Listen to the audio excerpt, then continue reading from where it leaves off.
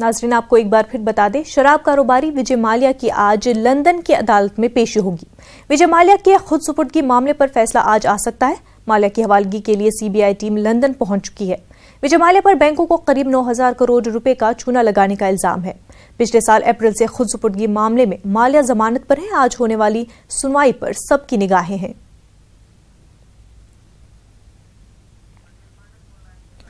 दिल्ली से हमारे नुमाइंदे सुशील पांडे इस वक्त हमारे साथ जुड़ चुके हैं। सुशील, क्या कुछ अपडेट्स है इस पूरे मामले में?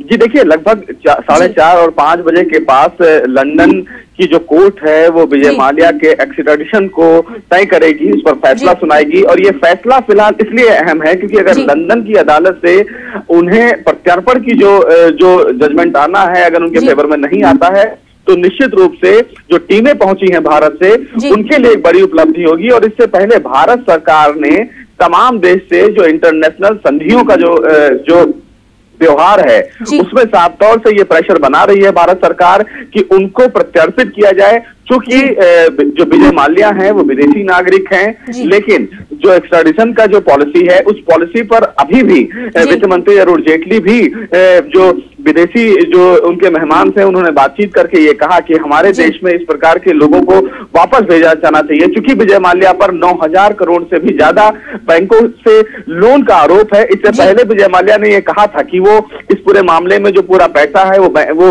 वापस करना चाहते हैं, लेकिन क्रिश्चियन मिशेल के प्रत्यर्पण के बाद कहीं ना कहीं सुरक्षा एजेंसियां जो हैं वो बहुत कॉन्फिडेंट हो गई हैं और इसीलिए ईडी की यानी कि प्रवर्तन निदेशालय और सीबीआई की टीम भारत से लंदन पहुंच चुकी है।